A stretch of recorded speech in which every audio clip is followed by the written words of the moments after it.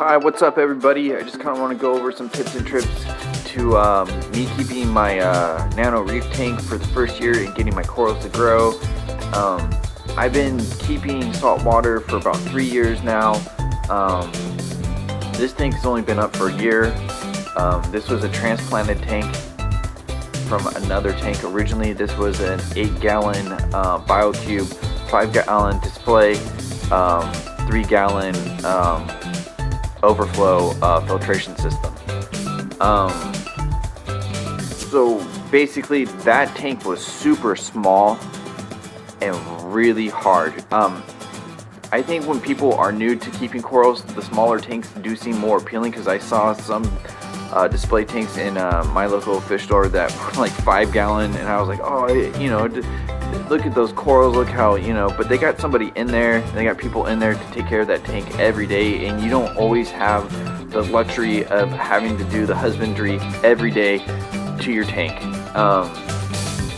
Plus they have that water, their water has been cycled for like maybe years, and so it's not fresh water like if you're to just start out.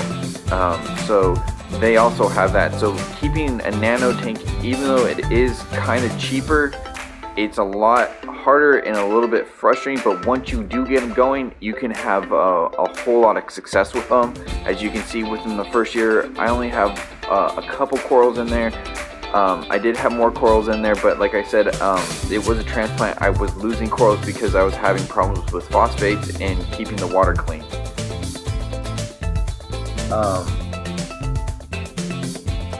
Like I said, Nano tanks, especially in reef, when you're first getting into it, seem very appealing.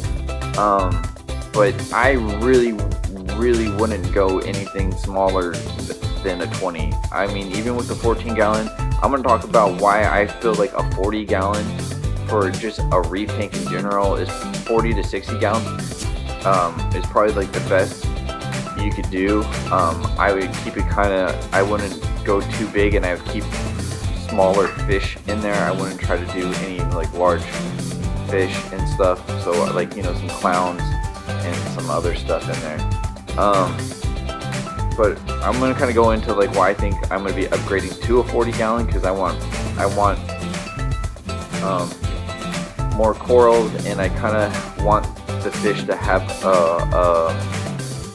probably 60. I might even go 60, because I do have 2 other clowns, and I want them to have a bigger area, and I kind of want the corals to grow bigger too. So I do want to upgrade, but that's gonna be later on. I don't have, like I said, this is kind of like a grow out at this point. This was just trying to get me started into it and getting myself aware to the husbandry habits that I'm going to have to form to keep this tank up and running. As of right now, I really don't have to do a whole lot of water changes.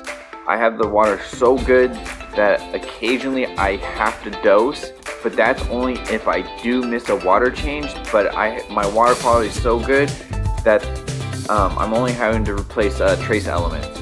So I'm going to kind of go over now about what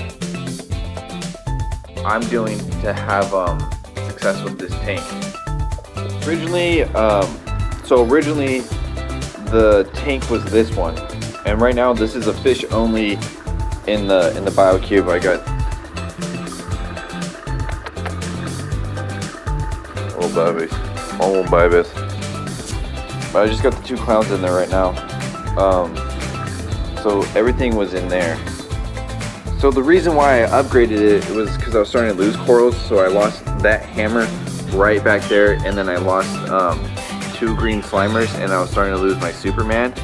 With this one where my finger's on, and then this guy right here, if you can, there we go, get it to focus. So, and then the overall health of the tank wasn't very good. I did have 2 other clowns in here, 2 gladiator clowns, and then actually I had 3 gladiator clowns, and I lost them because I was not running a top.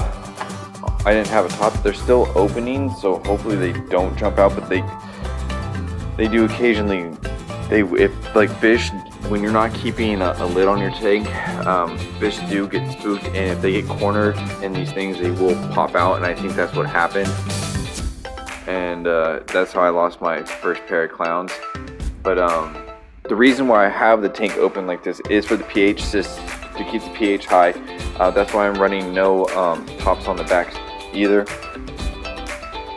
I'm running a 20-gallon Aqua Clear filter hang on the back, and then I got the Marina Land Penguin 55-gallon that I'm running with a sponge and some shells in there, and occasionally I'll throw carbon in there because with corals, when you're keeping corals, you need to, you can't see it, but they, or maybe you can, I don't know, but these guys are attacking each other. So they're letting out their toxin.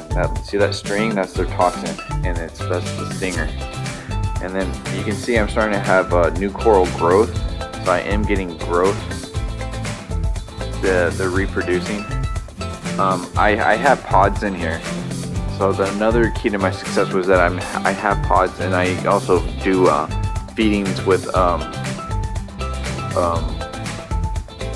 basically like a reef roid stew kind of thing, but I feed the fish too.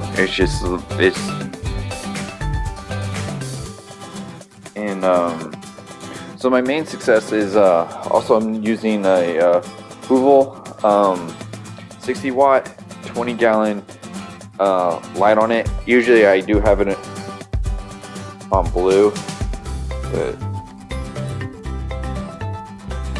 as for this, I'm running it like this. But the other thing is, besides over filtrating it and having about 105 gallons going through the system, I'm doing water changes weekly. I'm doing 10-gallon water changes weekly. My water quality has gone to the point where it was really good, so I don't have to do water changes. So occasionally I do dose, but I'm not testing at all for a lot of this stuff.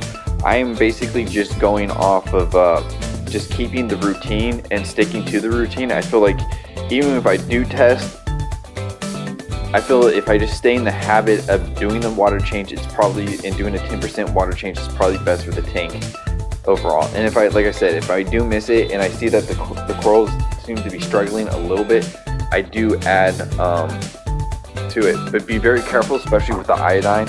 I've killed probably like 2 cleaner shrimp because of that. Mainly because I don't like these caps that they come with. The calcium I don't care so much about if a little extra goes in with the calcium, but I do care about the magnesium, and I do care about the iodine. So I switched these from different caps, so I can just basically, I'm just doing 1 drop into the system every other day of these 2, and then I do 1 drop at night with the iodine, and I drop it over here. Usually I do it at night because the iodine will raise your pH. But I'm, like I said, I'm not keeping a log. I'm not even testing. I'm just doing the water changes, and I'm trying to keep the water quality as best I can, and keeping a good amount of flow, having decent lighting, letting the corals wake up naturally and go to sleep naturally. I have everything set on timers, so with the lights and everything, and over filtrating the tank. Mainly, I'm going to say the over filtration, the flow, and keeping up on your water changes. I'm not saying not to test.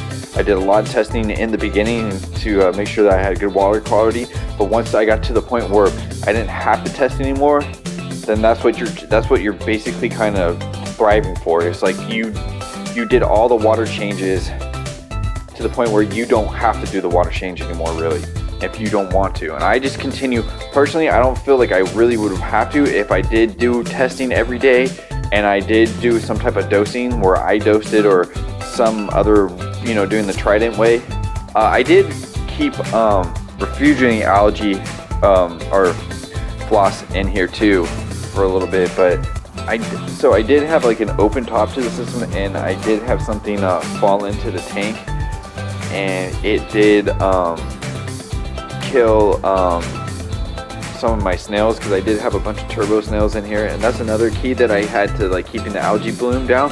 I had a lot of snails in here, but unfortunately I did have something fall into the tank and it killed a bunch of my snails, and luckily I still have some of them and my my hermit crabs, and it killed my cleaner shrimp. But other than that, and it was starting to kill some of the corals too. But other than that, I finally stabilized everything. It's been going for like probably like a good 3 or 4 months now with no issues. Like I said, I don't have to do water changes anymore.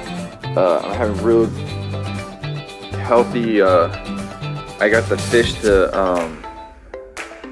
you see. And the overall, you know, the corals are growing. Look at the star polyp. That guy was not making it. And the polyps are gotten a lot bigger. And this is just in like the first year. This tank has only been in the first year. And I went from like losing the Superman to the Superman now growing.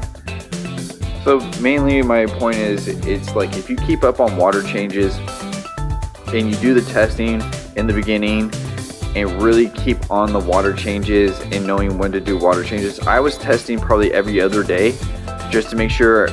I had to see what my water quality is, because you have fluctuations and the fluctuations happen every day, and that's why every morning I would get up and I'd check the water quality of the tank and make sure that I had good water quality to the tank. And that's one of the main key success to the tank, is checking the water quality, don't dose. If you're not testing for it, and again, another thing is another thing that I learned, don't dose unless you need it. And lighting, the other thing is don't have it on high beam. That's why you see it on blue a lot, because if you keep it on high beam, especially in smaller tanks like this, even though you think like, oh no, this coral needs you know, a lot of light, it's not good for them. So that's why a lot of times you see people running the blue lights too. That's why you don't always see people running the white light on coral tanks. But other than that, I was trying to make this as a quick video as I can. Like I said, just keep up on the water changes, check your water quality. And I know, you know, doing these tests or whatnot, I don't necessarily like the API system, but it worked, and I basically got both the saltwater and the reef kit for what you pay for one, and it was affordable, and it works, right? But the main key was having the good bio filtration going, making sure everything gets cycled, and then keeping up on the water changes to the point where you probably, you know, after like a couple years of having the tank up, you probably won't have to do water changes as often. So without any more I have to say, like, click, subscribe, tell me what you think. Peace out.